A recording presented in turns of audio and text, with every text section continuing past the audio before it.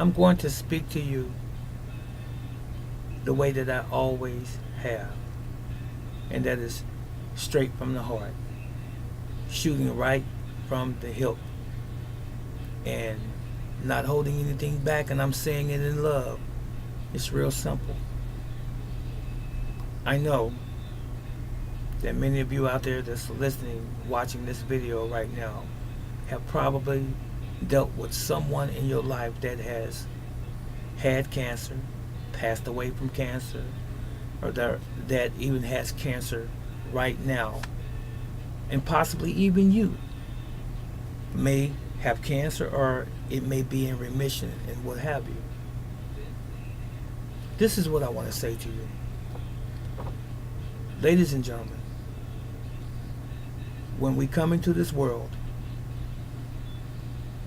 and the doctor helps bring you out of your mother's womb, and once they make the announcement that you are healthy as a baby boy or girl,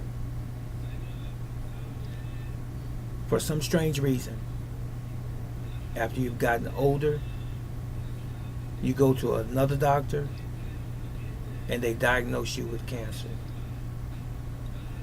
How is it that you can be healthy when born, but after you've lived some years,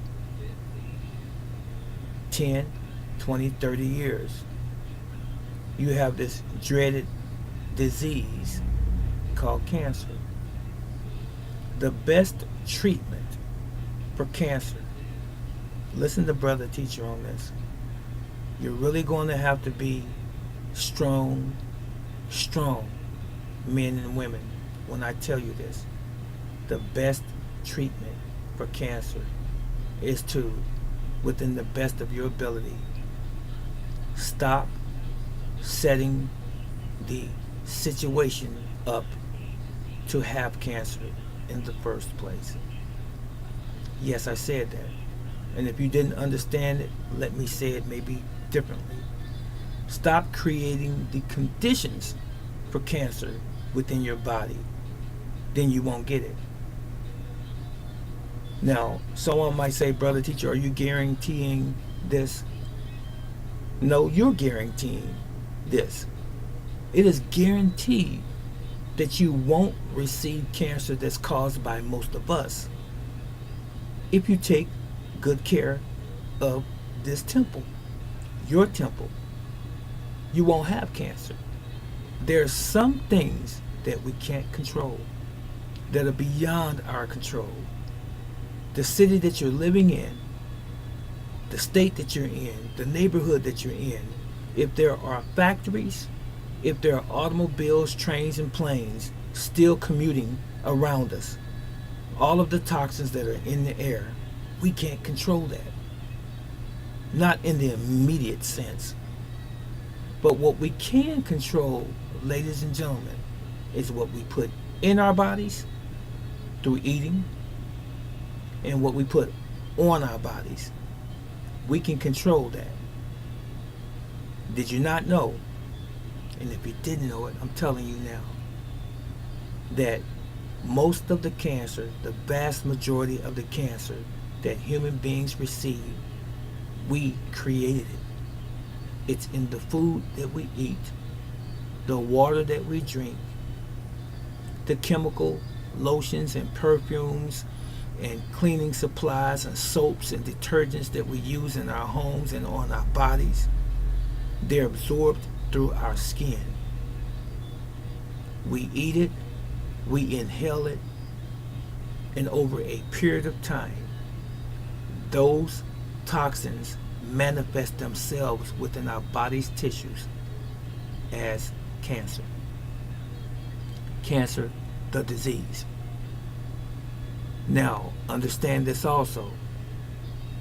Cancer in general is a normal occurrence in the human body. We have an immune system that fights off cancer cells every single day, 24/7. What happens is when our body is overwhelmed with toxins, that it becomes compromised our immune system, that is, becomes compromised, and it can't keep up because the toxins outweigh our immune system's ability to fight. And that is because we have poor diets. We have poor health habits. And once we don't take care of our bodies, we allow cancer an opportunity to enter in. And then your doctor will tell you, oh, you have cancer of the liver, you have cancer of the lungs, you have cancer in your pancreas, you have cancer here and there. But what they don't go to school for is natural medicine.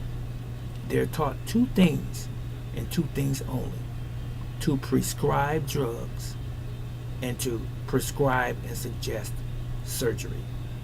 Those two things only in allopathic medicine. That's it. Nothing else. They don't have very much in classroom time when they go to college to become a doctor. I'm talking about general practitioners, that is, not specialists necessarily. But they don't get enough hours on nutrition, on homeopathic medicine, on alternative medicines, natural medicines when they go to school. You know why? There's no money in it. The medical industry wants to keep pumping chemicals in us to maintain us because it's profit. Cancer makes money for the doctors, the hospitals, the pharmaceutical companies. And you must wrap your brain around this startling fact. Cancer is big business. And I'm going to say this before I leave. If hospitals lost a third of their patients or half of their patients because they were prescribed some natural method to be healed as opposed to pharmaceutical drugs, those companies and those doctors and those medical offices and clinics would go out of business. Did you hear the last word? Business. The medical industry is a business. It is a for-profit business. All of them. They can't make money if they don't have us as patients. So they keep us ill. They keep us sick. They keep giving us medication to cover up symptoms without ever fixing the problem. Cancer can be healed. Most cancers can be healed in the human body if you stop doing the things that you're doing that caused it in the first place. I know people in my family and friends who have died from lung cancer who were smokers. What did they die from? Lung cancer, from smoking. Now, doesn't it stand to reason if they stopped smoking, they wouldn't have died of lung cancer?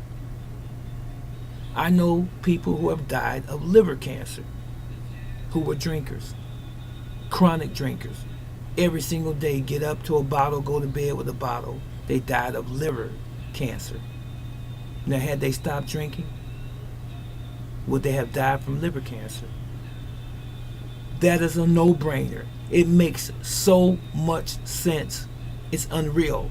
But we can't seem to understand that the things that we keep putting in our body that is not biological as we are biological, those things are causing us to become ill. And over a period of time, we develop diseases and cancer. And then they give us more drugs. Chemotherapy and radiation treatment for cancer is not a natural treatment. They kill good and bad cells.